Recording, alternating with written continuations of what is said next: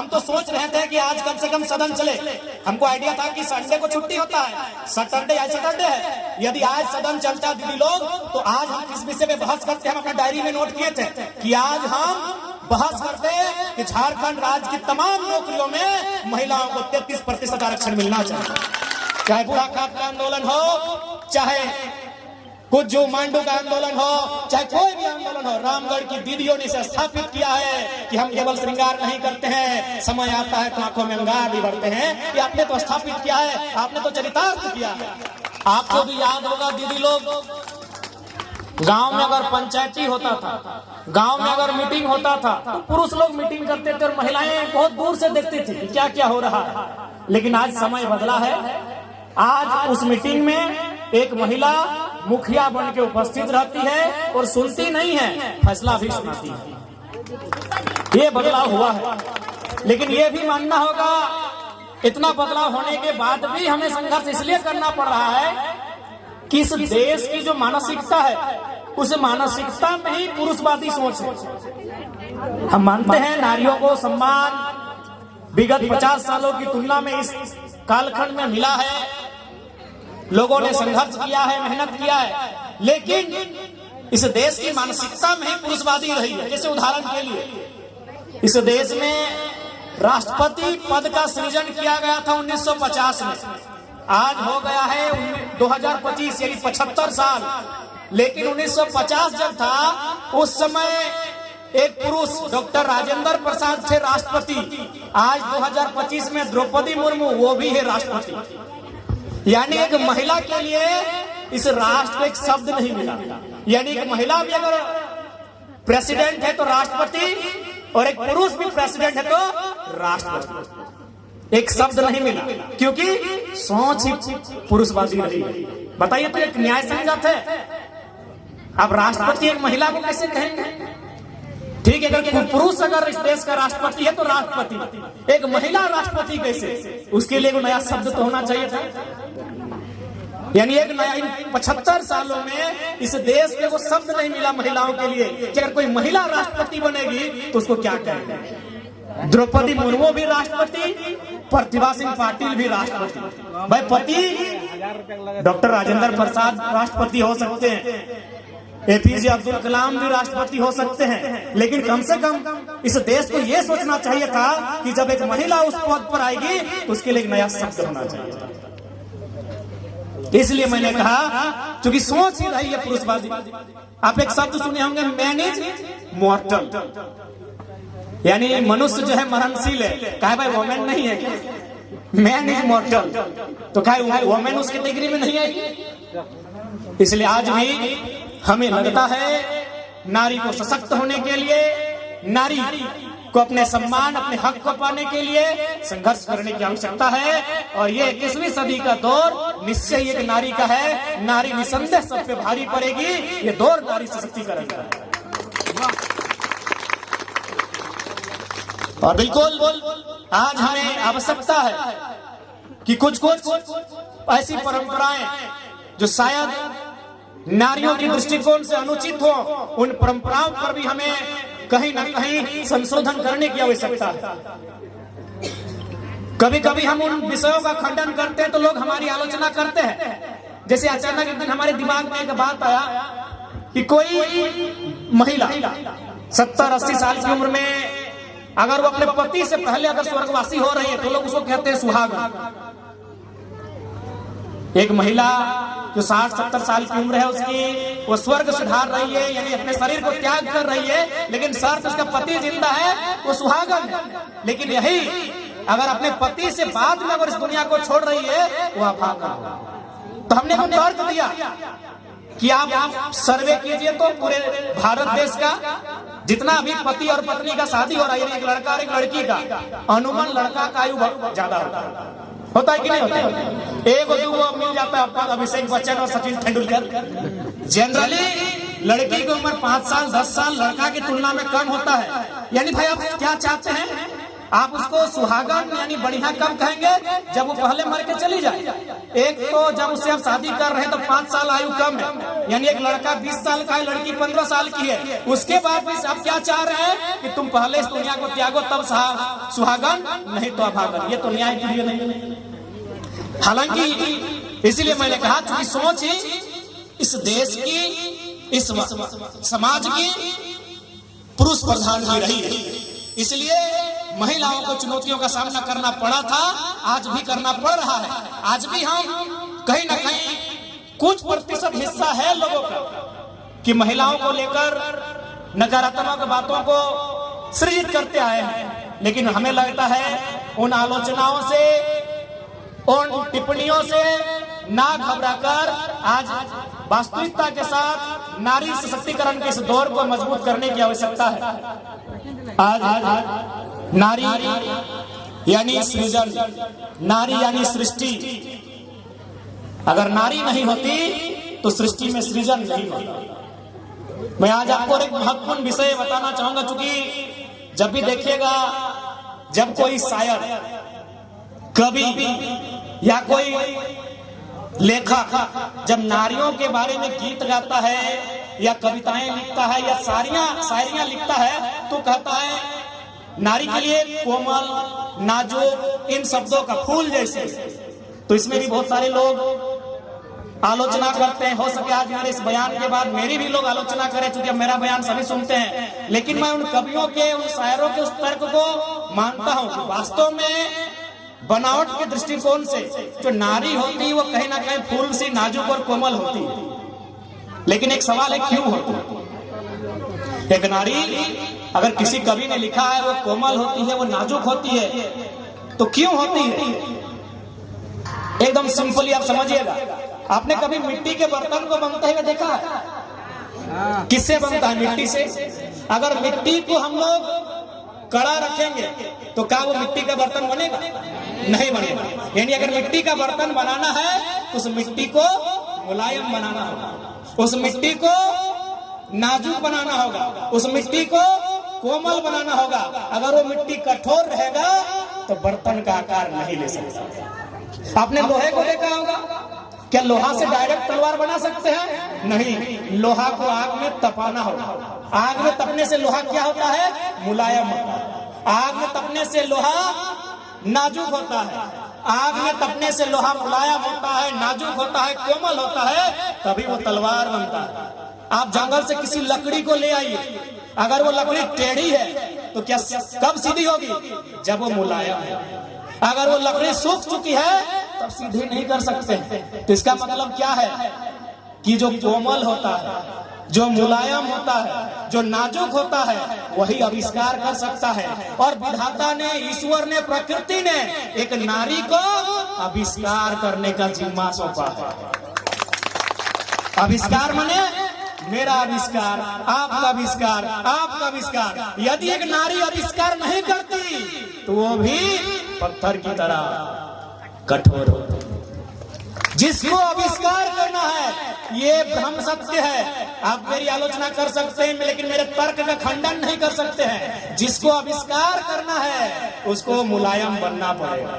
तो इसलिए अगर एक नारी को किसी ने फूल कहा, एक नारी को किसी ने मुलायम का शब्द का प्रयोग किया, इसका कारण है कि नारी को आविष्कार करना है। आविष्कार का जिम्मा एक नारी के ऊपर है। अगर वो मुलायम नहीं होती, यदि वो बनावट के दृष्टिकोण से, एक नारी अगर बनावट के दृष्टिकोण से सरल, मुलायम, कोमल नहीं होती, वो आविष्कार नहीं कर पाती। क्योंकि कठोर वस्तु, कठोर लोग आविष्कार नहीं कर सकते। वो मिट्टी का बर्तन तभी बनेगा जब मिट्टी कोमल होगा। कठोर होगा मिट्टी, आविष्कार नहीं हो सकता।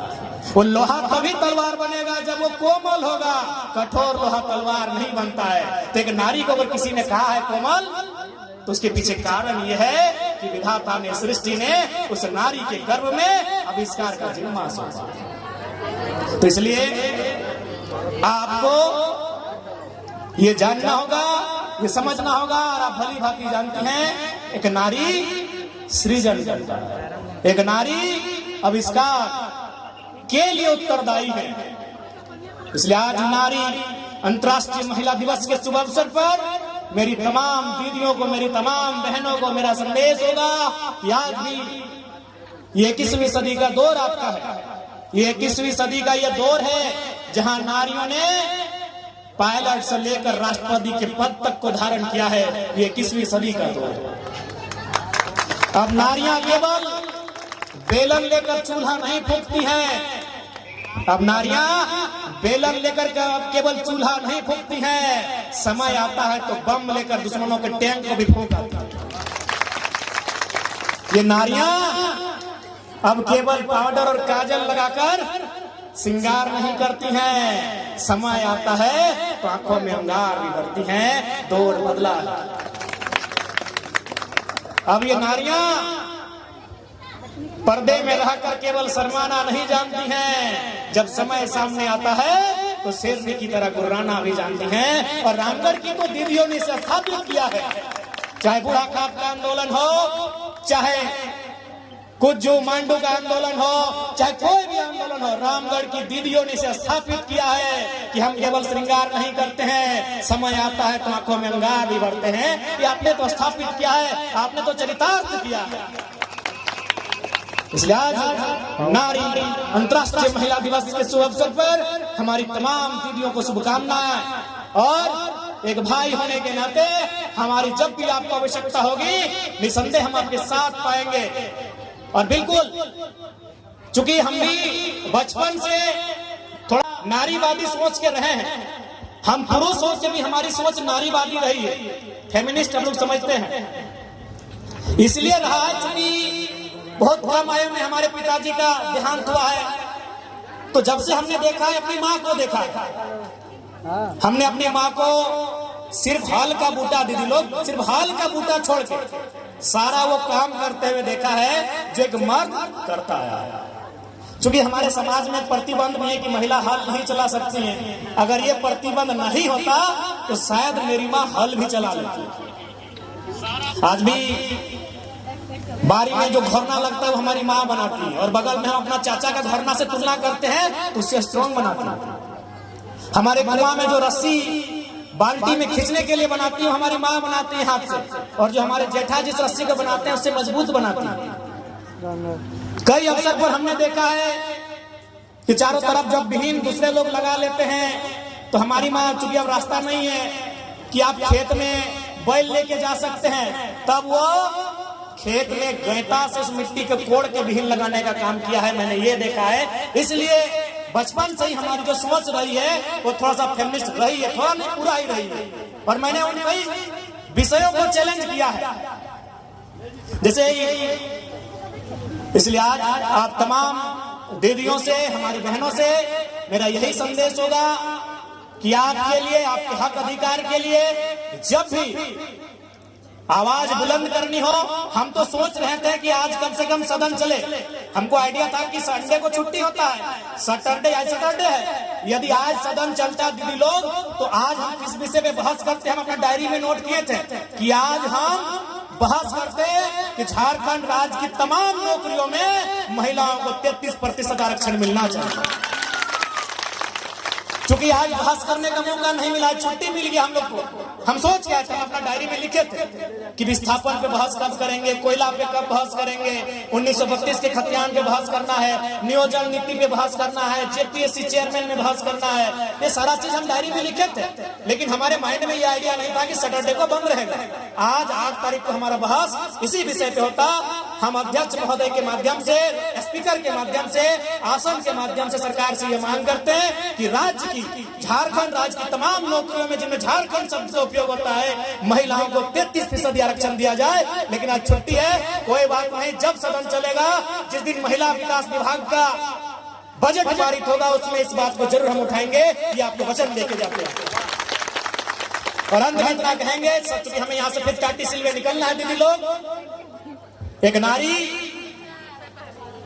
भारी तो है ही, आप वास्तव में महान, अगर आज इस दुनिया में किसी के लिए महान शब्द का जिक्र है तो आप कभी आपको समय मिले तो महान साहित्यकार, हमारे देश के महान साहित्यकार मुंशी प्रेमचंद की गोदान को पढ़िएगा।